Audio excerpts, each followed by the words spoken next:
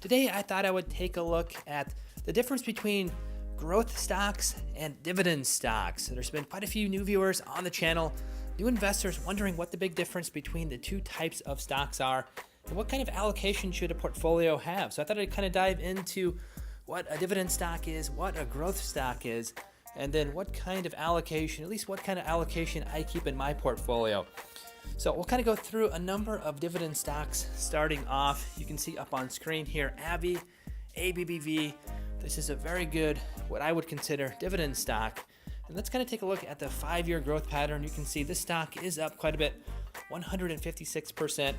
But typically over the longer term, a dividend stock will not have that kind of increase. And we'll kind of contrast this to the growth stocks as well.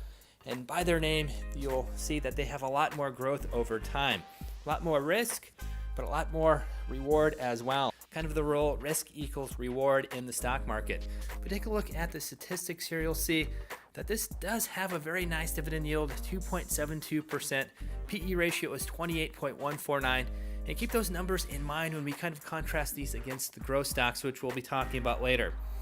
Another great dividend stock is Pfizer, another pharmaceutical company. You can see over the 5-year time span, 40.99% for rate of return. If we take a look at the statistics, 3.589% dividend yield, PE ratio 10.4. So very good dividend yield and a very good, very value-based PE ratio as well. Take a look at Abbott Laboratories here, another great dividend stock. We can see over the 5-year time span, 78.36% rate of return. And under statistics, 1.884% dividend yield. And a PE ratio a little bit higher than the other two stocks in the healthcare field, 229.8. Let's take a look at some other industries here. Johnson & Johnson, you can see over the last 5 years, 71.96%. Dividend yield, very good, 2.376%. PE ratio, 333. Boeing, another great dividend stock, which actually has turned into somewhat of a growth stock over the last 1 year or so. You can see that tremendous performance here, 93.32%. Good dividend yield, 1.926%, and PE ratio of 25.155.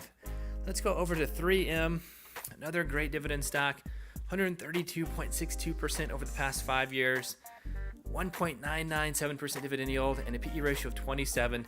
And really, as we go through these stocks, you'll see that they have very good dividend yields, typically in the 2 to 5% range, and they also have very value-based PE ratios or price to earnings ratio. I've done a few videos on what exactly that metric means, but really it is an indication of how expensive a stock is. Please take a look at those prior videos for more detail on that. But you'll see that they have very good dividend yields, and the PE ratios are relatively low for their particular market industries.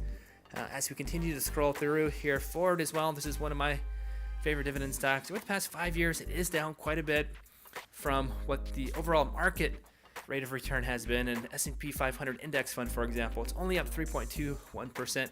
I do believe this stock is undervalued. I jumped in, majority of my shares, about $11 or so. Picked up quite a few shares when it dipped down as well.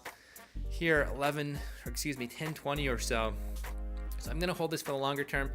But I like this stock because it's a blue chip company, it's a large company, it's an entrenched company that's going to be around for another 100 years. It's got a great dividend yield, 4.8%, and the PE ratio is rock bottom low there. As you can see, 5.7, and this is a very good PE ratio for this market industry.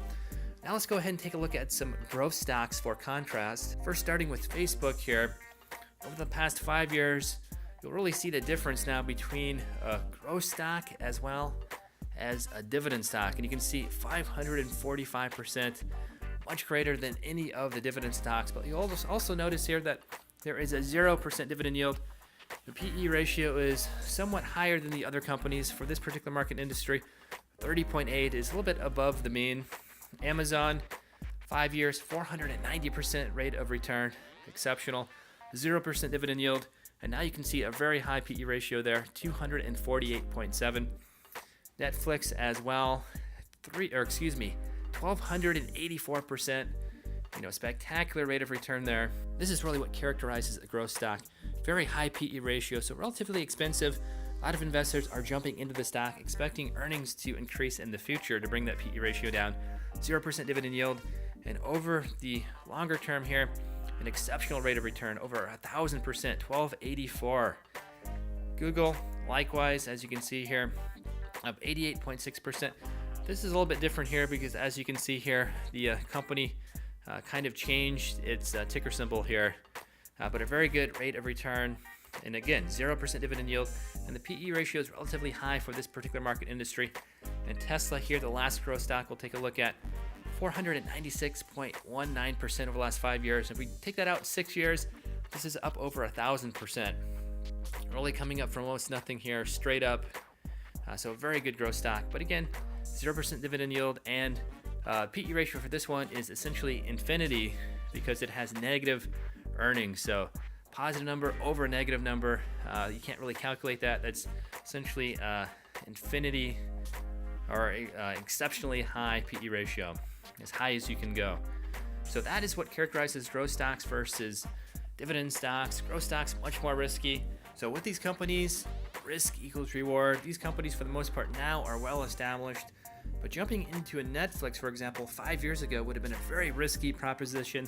That's why these stocks have very good rates of return, because you're jumping in when they are fledgling companies, when you really don't know if they're going to take off like a Netflix would or an Amazon. Back in the late 90s, early 2000s, there were a number of companies exactly like Amazon. Those are all now bankrupt. Amazon was the winner out of all those companies of the dot-com era. And because of that, a very good rate of return, but a very risky investment, extremely risky investment. So that is the difference between dividend stocks and growth stocks. If you guys have any questions about the difference between a growth stock and a dividend stock, please let me know in the comment threads down below.